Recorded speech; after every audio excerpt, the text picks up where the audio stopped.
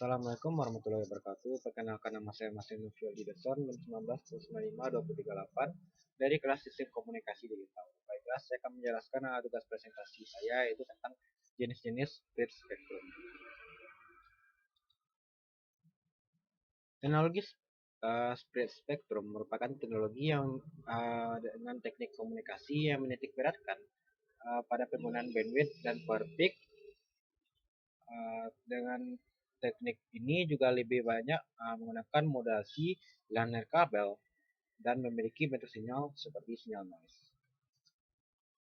Sebagai contoh, di mana kita menggunakan 1 MHz pada 10 Watt dengan narrowband, di mana pada spectrum kita hanya menggunakan 20 MHz pada 100 mW.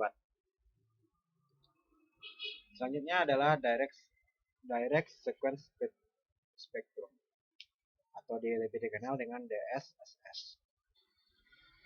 Yang mana pada DSSS ini adalah suatu jenis modulasi di mana lebar bidang frekuensi atau bandwidth yang ditransmisikan digunakan jauh lebih besar pada lebar bidang frekuensi minimum yang dibutuhkan untuk mentransmisikan informasi.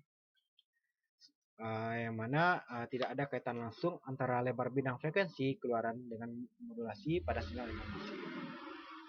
Dengan adanya pemodulasian secara direct sequence spectrum, di mana sinyal informasi yang termodulasi secara digital yang mempunyai lebar bidang frekuensi terbatas akan ditebarkan pada daerah yang frekuensinya jauh lebih lebar, serta akan dapat bekerja pada rapat spektral daya yang rendah.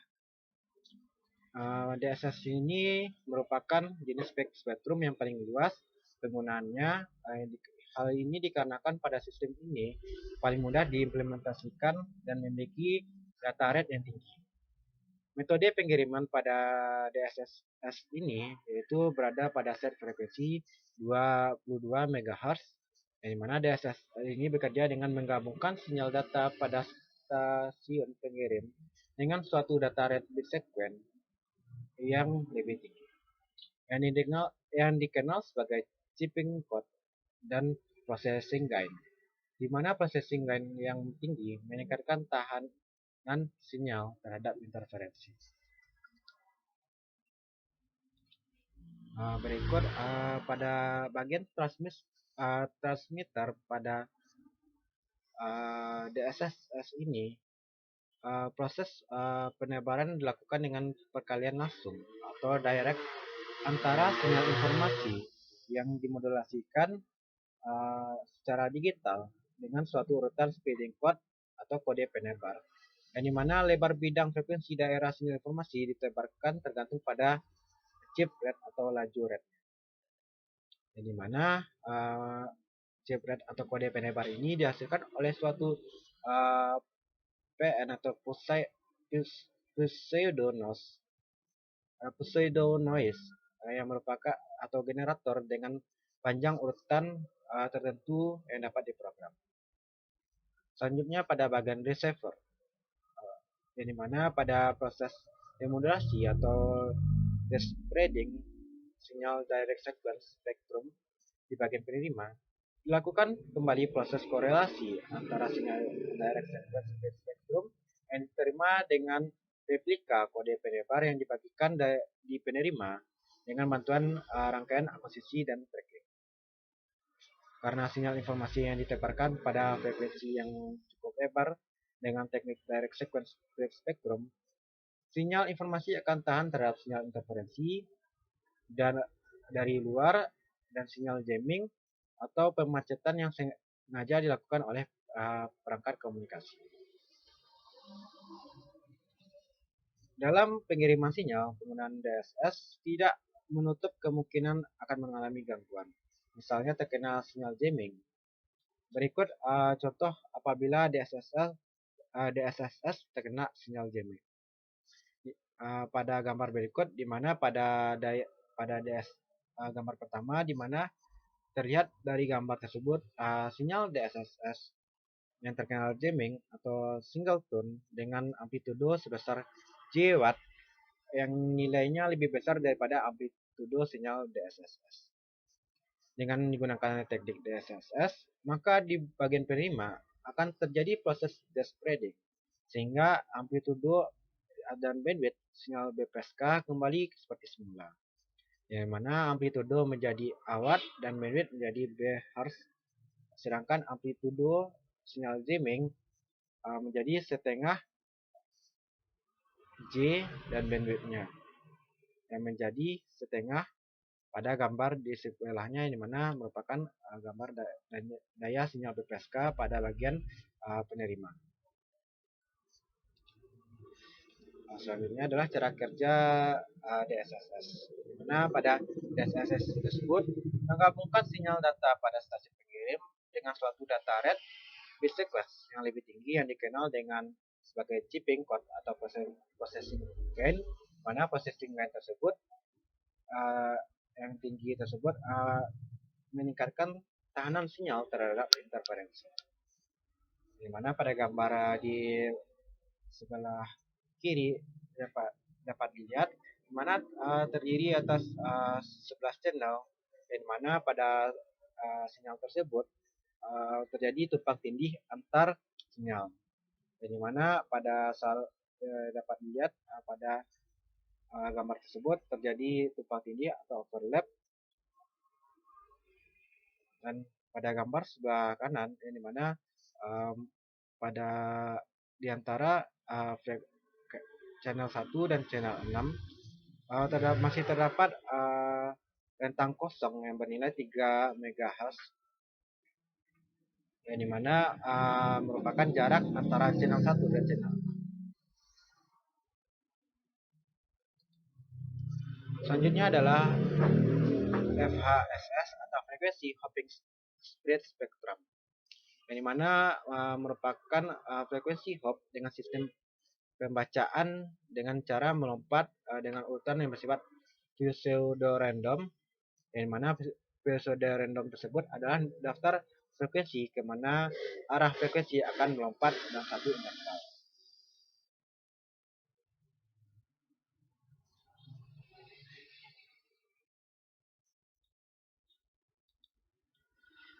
Berikut pemaparan mengenai sistem frekuensi hopping spektrum di sisi transmitter dan receiver, di mana pada gambar ini dapat dilihat pada gambar pada bagian transmitter, di mana pada bagian ini untuk transmisi data biner yang dimasukkan pada sebuah modulator dengan menggunakan beberapa skema atau pengkodean digital to analog, yang dimana menggunakan semacam frekuensi shift keying atau FSK atau binary phase shift keying atau BPSK.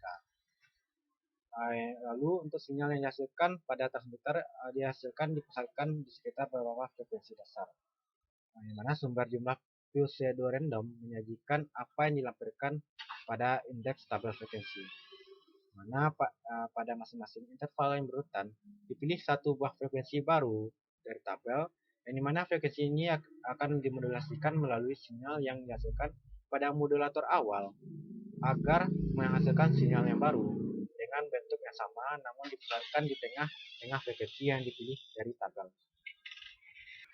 Selanjutnya pada bagian receiver, di mana pada bagian ini sinyal spektrum menyebar dimodulasikan menggunakan sejumlah frekuensi yang sama yang didapat dari tabel, kemudian dimodulasikan agar menghasilkan data output. Lalu sebagai contoh, bila FSK digunakan, modulator memilih salah satu dari dua frekuensi, yakni berkaitan pada transmisi biner 1 dan biner 0, di mana sinyal FSK biner ini dihasilkan yang diartikan melalui suatu jumlah yang ditentukan melalui urutan output dari generator sumber pseudo random. Sehingga bila frekuensi yang dipilih pada waktu 1 adalah F1, maka sinyal pada waktu 1 adalah F1 tambah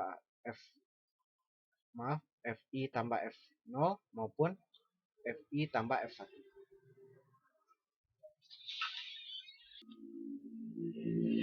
Mana sinyal yang secara bergantian menggunakan 1 MHz dalam rentang pita frekuensi yang tetap di mana frekuensi hopping adalah menggunakan pita sempit yang bergantian yang memancarkan sinyal radio secara periodik antara 20 sampai dengan 400 milisekund. Di mana pita berukuran 2,4 GHz dibagi-bagi ke dalam beberapa subbagian yang disebut channel atau kanal, yang dimana salah satu pembagian channel ini adalah sistem ETSI atau European Telekomunikasi Standard Institute, di mana yang membagi channel dimulai dengan channel 1 yang berfrekuensi sebesar 2,412 MHz, dan channel 2 berfrekuensi 2,417 MHz, dan channel 3 berfrekuensi pada 2,422 MHz. Dan seterusnya setiap 5 MHz bertambah sampai dengan channel 13. Di mana pada gambar yang berikut merupakan hopping system yang menggunakan urutan tepatan hops atau hop sequence, di mana 5 frekuensi pada band berukuran 5 MHz dengan urutan pada contohnya sebagai berikut. Pada yang pertama adalah 2,449 GHz sampai dengan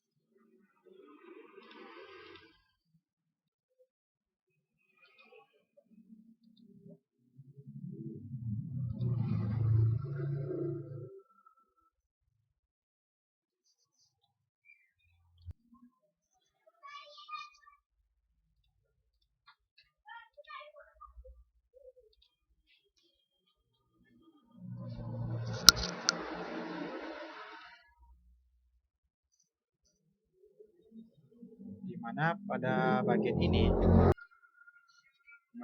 bagian ini merupakan teknik transmisian data yang berkecepatan tinggi dengan menggunakan beberapa sinyal carrier secara paralel dalam permodulasiannya, sehingga data ditransmisikan akan mempunyai kecepatan yang lebih rendah. Teknik ini menghemat bandwidth kanal sistem komunikasi, yang dimana karena hal ini merupakan teknik modulasi untuk komunikasi wireless broadband di masa akan datang, karena memiliki daya tahan melawan frekuensi selective fading dan intervensi narrowband dan efisiensi menghadapi multipath delay speed.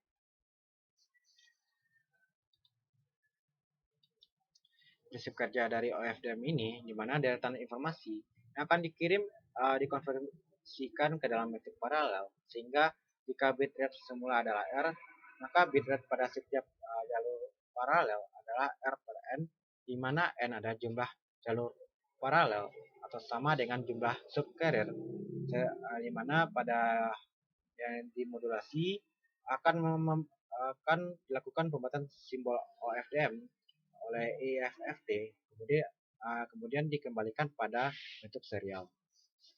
Berikut contoh pada prinsip kerja atau bagian pada OFDM, di mana di sini pada transmitter, di mana input menuju serial to parallel, lalu dimodulasikan, lalu menuju EFFT, lalu ditambahkan pada add cycling graphic, lalu ditambah menjadi parallel to serial, di mana di sini akan menjadi channel dan noise. Lalu pada bagian receiver, masuk pada channel dan noise tadi masuk pada serial to parallel, lalu di remove menggunakan pada shift dict dan prefix, lalu masuk pada bagian FFT, lalu dimodulasi, lalu menuju paralel to serial, lalu menjadi output. Pada OFFD meskipun saling overlapping, pada sinyalnya tidak akan saling menginterferensi. Dimana lihat pada gambar ini, jika ditarik suatu garis lurus, maka nilai puncak subcarrier akan terhubung dengan nilai maksimum dari subcarrier yang ada di sebelahnya. Maka karena itu, walaupun overlapping, tidak akan terjadi interferensi. Baiklah, sekian penjelasan dari tugas saya. Lebih dan kurangnya saya mohon maaf. Assalamualaikum warahmatullahi wabarakatuh.